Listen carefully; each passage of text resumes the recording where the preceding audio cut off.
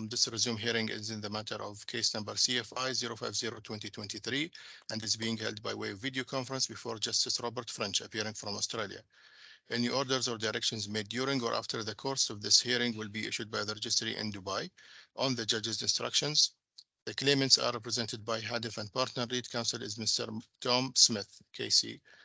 The defendants are represented by Al-Tamimi and Company. Lead counsel is Mr. Alex Potts, KC. Will the judge and the parties' representatives please confirm that the situation is as I have stated? Yes. Yes. Yes. Thank you. Okay. Right, gentlemen, I've got two draft orders, which seem to be the same, save for alterations in red on one of them. I'm not sure which party made the alterations. Let me explain, if I may, Yes. Your Honour. Your Honour, can I just interrupt and say, in terms of the video link, I can see myself and I can hear you all, but I don't think I've been converted into the full MS Teams platform. I don't know if somebody has to accept me to join the meeting more formally. Saeed, can you take some steps, if possible, to sort that? It shows up with my... Sorry. Sorry, all I was going to say is it says that somebody has to let me into the meeting and I can see myself, but I can't see anybody else. Hi, Mr. Sorry. Go ahead. Mr. Potts, we're looking into it. Do you by any chance see a Microsoft Teams icon on the top of your screen? It should say powered by Teams. There's an option you can select. I can see my because we've admitted you into this hearing, and we can I think see there are you. 3 horizontal dots, and you click on those, and you might see the words "powered by Team," and I think you then click on that. Okay, well, I'll try carrying on like this, but if you can forgive me, I can't actually see you or Mr. Montague Smith. Well, not a huge disadvantage, Mr. Potts. I won't take that personally, Your Honour. No, I'm being self-deprecating. Your Honour, hopefully Mr. Potts's problems will be resolved. But in the meantime, shall I just update you as to what happened after the last hearing? Yep. So Your Honour will recall that Your Honour had suggested possibly proceeding directly to a hearing on the merits, the main event, as you described it. We, on behalf of the claimant, were happy to take up that proposal. The defendant is not happy to do so. So on we go. We cannot force them to do so because there is a mediation provision in place. So we turn to their. That's why we've ended up with the orders in the draft that we have. We prepared the original version of the draft, and they have added the comments to it. Our draft proposal was originally based on their, if you'll recall, their skeleton argument at page 12. Paragraph 12. So what they had proposed that they would do was give an undertaking between the date of the last hearing and the date of any adjourned hearing in the terms that were acceptable. And then there was a couple of cross undertakings to be provided. And let me just tell you what the differences were between us. There was a small quibble on the terms of the claimant's second undertaking, but that's been resolved. The differences are really threefold. One is in relation to timing of responsive evidence. So you will see that. I'll come back to paragraph 1. But you will see that at paragraph 3. So the claimant was suggesting that we should have 3 weeks to respond to their evidence. The reason for that, I had understood that members of my team were unavailable. In fact, I am the problem. I will be unavailable for the 2-week period. That's my 2 weeks off.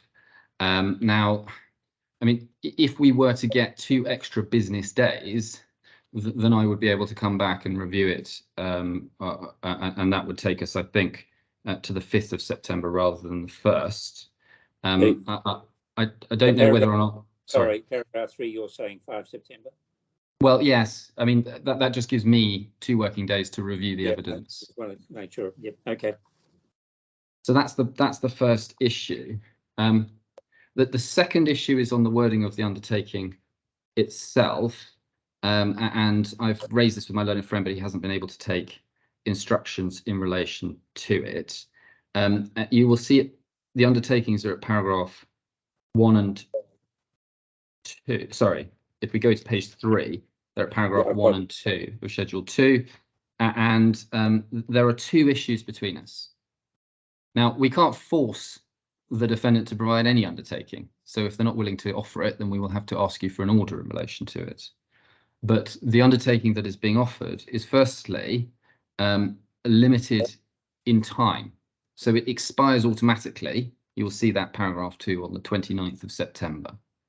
Now, that is a problem for us, because what it means is that if you're on a lists a hearing and everyone's come equipped with dates, and we hope that we can do that today, but if you're on a fixes a hearing, if for a very good reason it needs to go off, then we will be left with a gap in the undertaking between the adjourned hearing and the date of the original return date.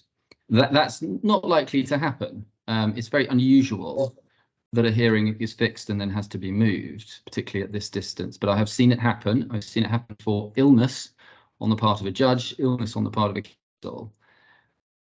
It does now to apply if you were to fix term.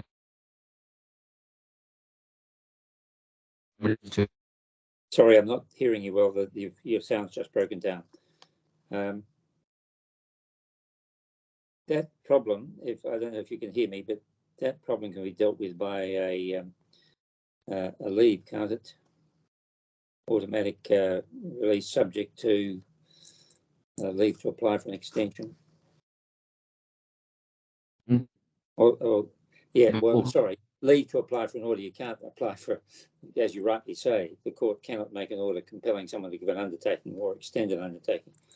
No, so I'm making. We're in trouble again, Mr. Smith.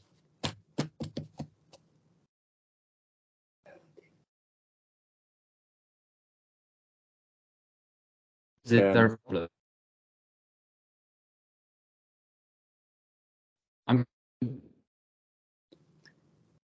Your Honour, I should say I can't hear Mr. Montague Smith either at the moment. Yeah, he's the vision seems to have been frozen and the sound is broken up. Mr. Montague Smith, I don't know if you can hear us, but if you can, you might need to just, I don't know, perhaps come in again, because at the moment we're not hearing anything from you. Apologies for that. I'm back. Can you hear me now? Yes, indeed. That's great. Very good. I have no idea what happened there, I'm afraid. That's the first time that's happened to me. Okay, so many you apologies. were telling me about the automatic cut-off on the undertaking and the concern about the hearing date going over. Yes, so thank you. The usual order that one would make, and therefore the usual undertaking that one would understand that would be offered, would be an undertaking to preserve the status quo until judgment on the return date. That ensures there's no gap in the order. And so normally what happens is if the return date happens to be adjourned for whatever reason, the order continues. So my learned friend says he doesn't want that. He wants it to expire on the 29th of September. That risks a gap if there is an adjournment. As I was just saying, an adjournment's very unlikely, but it can happen.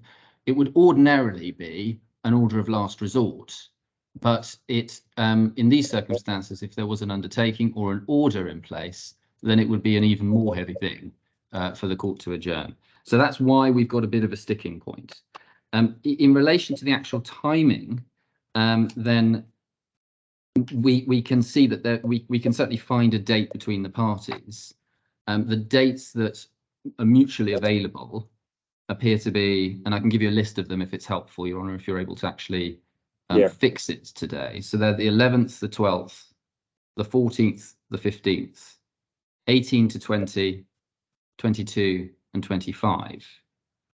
Now the first 3 of those dates, that's 11, 12, 14, probably won't work if our evidence is due on the 5th. Well, it won't work for me anyway. I'm doing a mediation in Melbourne on those days. So. I'm grateful. Well, that leaves us, as I understand it, the 27th to the 29th of September is likely to be a public holiday in Dubai. in any event. That leaves us with availability on the 15th, 18th to 20th, 22nd, or the 25th. Now, we think all of that can work with a 5th of August date for reply evidence. I had something penciled in here for the 19th to the 21st, which is DIFC matter, but there's nothing crystallised about that. Cheryl, are you online? No, she's not. Will you just bear with me for a moment? I just of course. want to check my PA about that, and then we can sort it.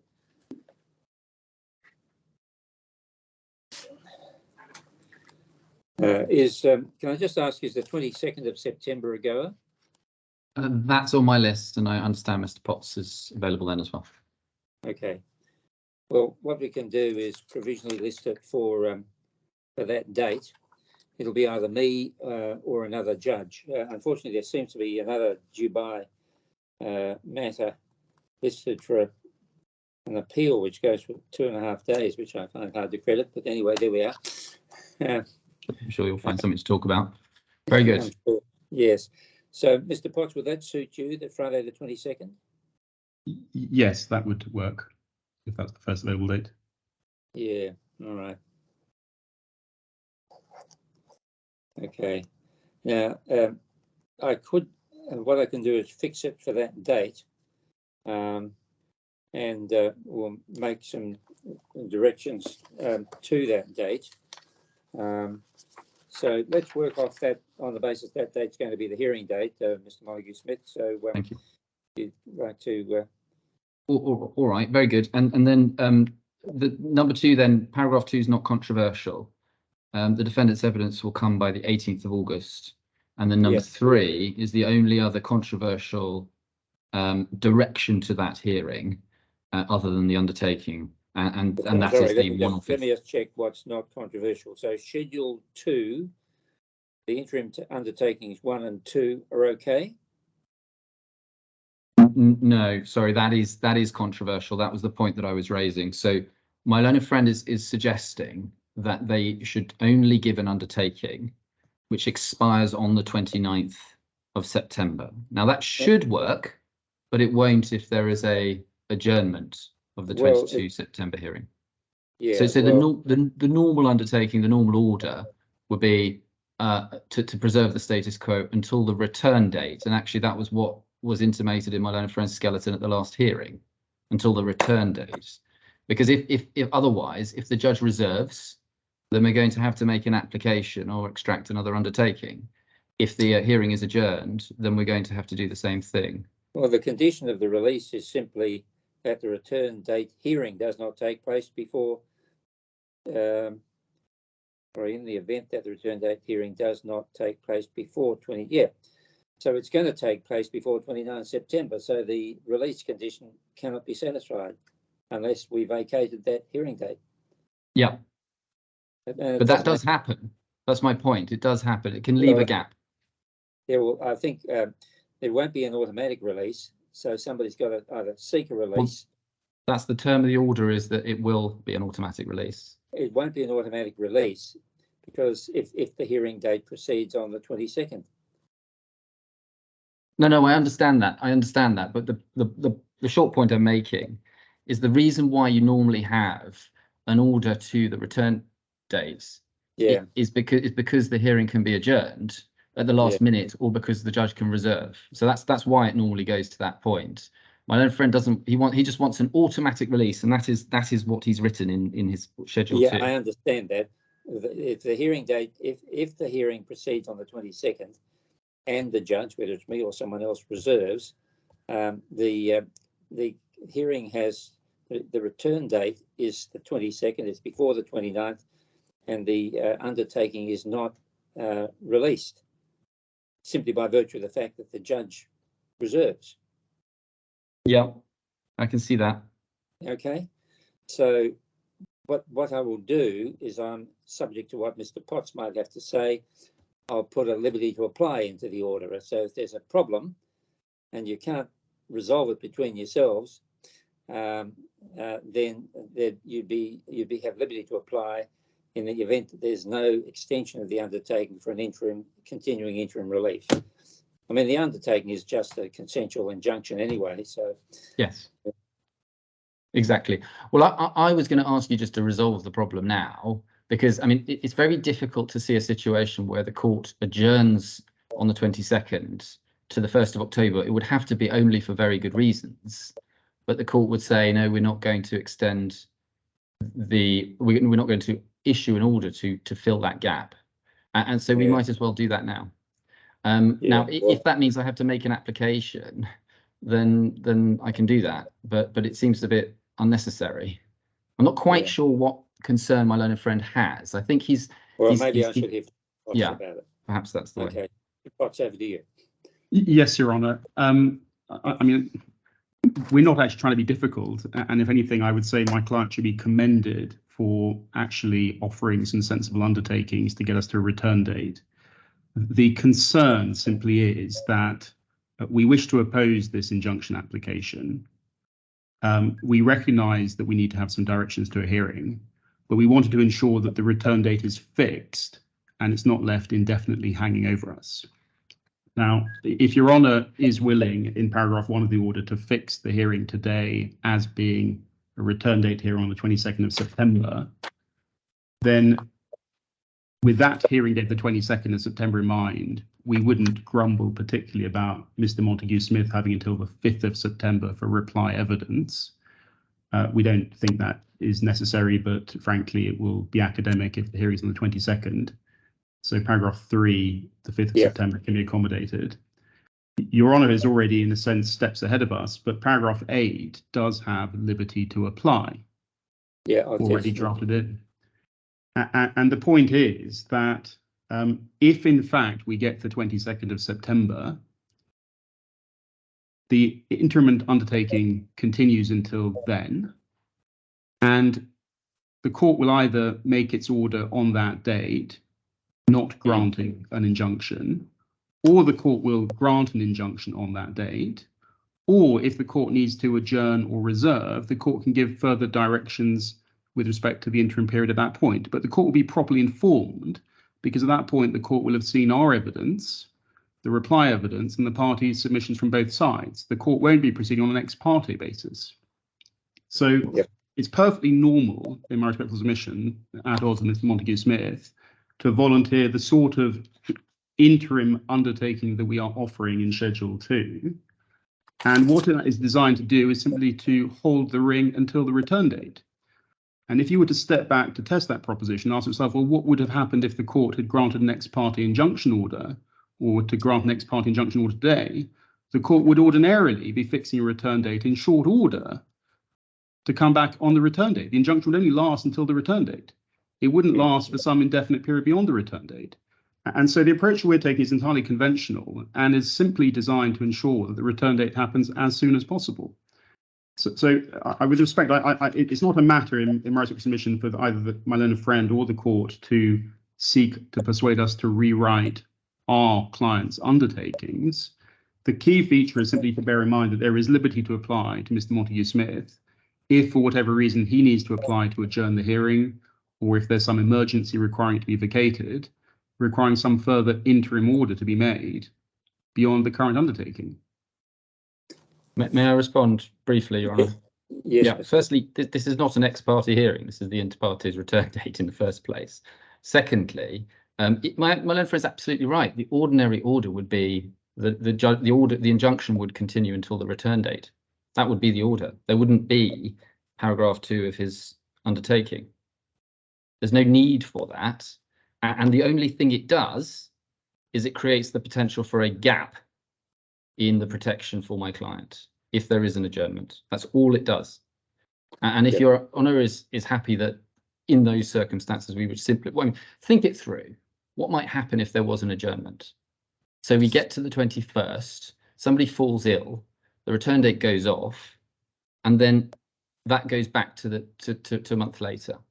What do we then have to do? We have to make a full-blown application to this court, which hasn't yet considered the application for an injunction, for a further injunction now, a new injunction, to last from the 21st until the adjourned return date. That's the effect of my learned friend's order. That is not a normal order, whatever my learned friend may say. The normal order is precisely what he described, which is it continues to the return date. And so what I'm just saying is that we should just grasp the nettle now and realise that in that unusual circumstance, the court ought to be granting an order to hold the ring. Otherwise, what it's doing is we're holding the ring until the 22nd of September, or sorry, the 29th of September, but not afterwards. Okay, Mr. Montague-Smith, I'm prepared to proceed on the basis of the undertaking given by the defendant, and I think if that problem arises, it can be dealt with in two ways.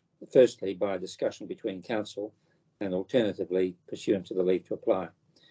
And plainly, the court will take a practical approach to these things if there is a need to extend protection for a short time on a non-consensual basis. But my hope is that the parties in those circumstances would be sensible. So that's that. Can I just come back, please, for a moment, on the point that Mr. Montague-Smith began with? What is the point of going to a contested hearing about an interim injunction? Why not just go straight to a hearing for a final injunction? Sorry, was that a question for me? It was, yes. Okay. I didn't hear the beginning of your sentence, so I apologise. I mean, the starting point is that we have only just come on board in this case and are still taking instructions, and so it would be premature to commit ourselves to that course. That there are some analytical reasons which I, in a sense, could bore you with now, but you have to bear in mind that the Part 7 claim form has not even yet been issued or served. So the claim for permanent injunctive relief has not even started. When it is started, one would ordinarily expect that to be met with pleadings, possibly disclosure, possibly witness statements, and possibly even a trial on oral evidence. We just don't know yet what course that will take. And because of that, unless both parties were willing, first of all, to waive their entitlement to go to mediation, were willing to expedite the litigation with all the costs and resources that go with expedition to go through all the steps necessary, it would be quite a serious undertaking with significant consequences for both parties. Because at a trial of a claim for permanent injunctive relief, one is looking at a different standard and burden of proof and a different level of finality. It's much easier for present purposes to focus on what is before the court, which is a Part 8 claim for interim injunctive relief in aid of prospective litigation that has not yet been commenced. Now, it is possible, it is theoretically possible that with the fullness of time, when we actually have a proper period of time to take instructions, prepare our evidence, it is possible at a later date, one might say, the parties see the wisdom of treating it as an accelerated, expedited hearing of the permanent claim. That is possible, but for present purposes, we're not in a position to agree that. And it's a little bit like directing a preliminary issue before it's all been fully thought through. It can be a treacherous shortcut, which comes back to haunt everybody. So that's the logic of it. But I bear in mind your Honour's comments, and we will give further thought to that. The problem is that with an interim injunction, well, from your point of view, you face Mr. Montague has a lower bar to surmount. And secondly, the best you can get out of it on either side is a provisional decision, because it's a question of whether there's a serious question to be tried and the balance of convenience and so forth. And those two variables interact with each other. So in the end, I mean, it's a way, I suppose, of testing the water. I sometimes used to apply for interlocutory injunctions on that basis myself. One could get a kind of early neutral evaluation without too much damage. But on the other hand, it may be that we just end up doing the same thing twice. But anyway, I can't and won't force the parties to a final injunction hearing at this stage. But certainly, if you find, for example, that you're in a situation where you can agree most of the relevant facts, because looking at the papers, it looks like, with the exchanges that occurred, there's not a great deal of, I don't know what lies behind it, of course, I only know what's in the papers.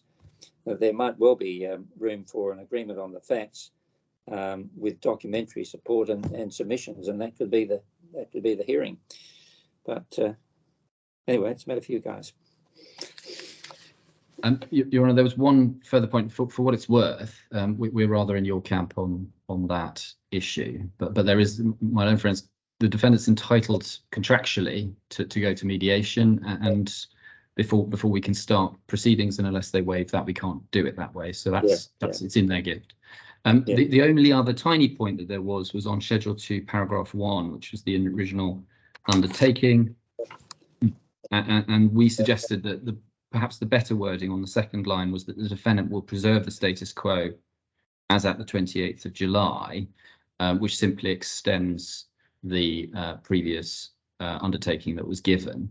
I raised that with my learned friend, just otherwise, if one thinks forward, otherwise, if there is some sort of breach alleged, then we're effectively going to have to be making applications under two different orders. But it's not a huge point. I raised it with my learned friend just for the purposes of making it neater, and I don't know what his response is to that. Yes, Mr. Potts. Well, Your Honour, I mean, response is you've already made one order which reflects an undertaking, which takes us till 3 p.m. Gulf Standard Time today. This is a separate order, and we should only really be offering the undertaking prospectively from the date this order is being made. But there's no gap. There's no gap because my learned friend has the benefit of the undertaking under Friday's order and this one. I think that's right.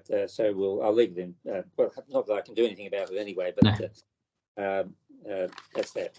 Okay. Right. Very good. Are there any other points? We've got the 5th of September. We've got the 22nd of September. Are there any other points of difference I need to address, or are you happy with the red bits, the other red bits, Mr. Montague-Smith? Yes, I'm happy with my learned friend's correction of my grammar. That's entirely satisfactory. No, I don't think there's any material differences unless I'm being told otherwise. Okay, yes, Mr. Potts. Just one point of detail about the 22nd of September. Will we be approaching it on the basis in the order you'll fix the start time of the hearing, so it will be similar to previous orders, or and then the time estimate? I think this order contemplates half a day, which I think both of us are fine with, but if the court felt that setting aside 1 day was advantageous, then that may have its attractions. No, the time to the legal profession is like the vacuum to nature. You'll rush to fill it. So I'm happy to keep it to half a day, by which I would mean no more than 2 to 3 hours. Now, what's the earliest you can start from London? In your hands, Your Honour. I've done it at 6 a.m. So it's very much in your hands. I wouldn't inflict that on you. If we made it, I think it's still 6 hours at that stage between here and London. Sometimes or is it 7 hours? I'm just trying to. Just a minute.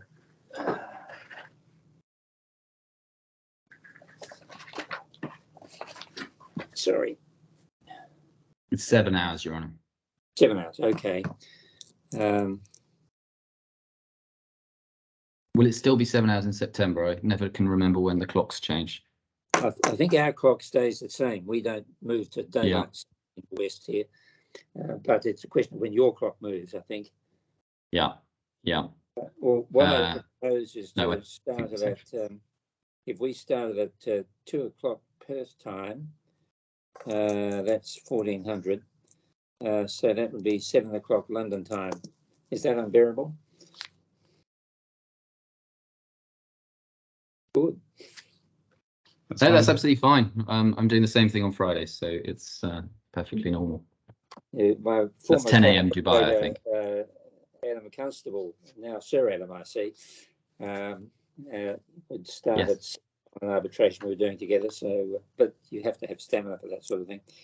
All right. Well, let's fix it for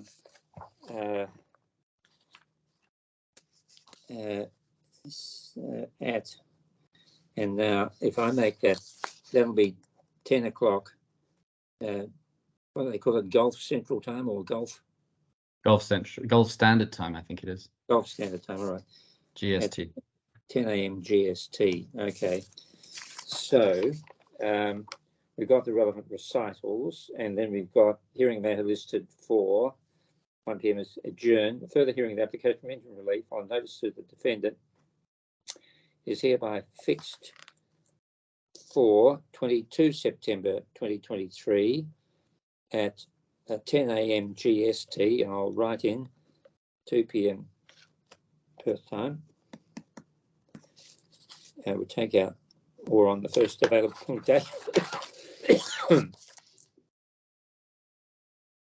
And we'll take out all the rest that's in parentheses. With a time estimate of half a day, I'll make that 3 hours. Then you've got the 18th of August for you, Mr. Potts, the 5th of September for you, your evidence, Mr. Hoku Smith, hearing bundle, 5 working days, okay. Look, agreed hearing bundle, I mean, if you're filing the relevant material, or perhaps an agreed hearing bundle will be convenient, I suppose. I don't want to burden parties with unnecessary paperwork, but see what works for you. Exchange skeleton arguments, parent file agreed bundle of authorities, okay. All costs returned, yep, and liberty to apply. The only other thing I would, I won't make an order, but I would urge you to see to what extent you can agree facts. Just explore that. And indeed, if you're mediating, one object of the mediation, of course, might be to reduce the scope of the dispute in terms of factual aspects. And then the rest is, as in the draft, subject to the changes which your client, Mr. Potts, has put in red. All right. Very good. We will make those changes, Your Honour, if that's helpful, and agree them with my learned friend and send it in.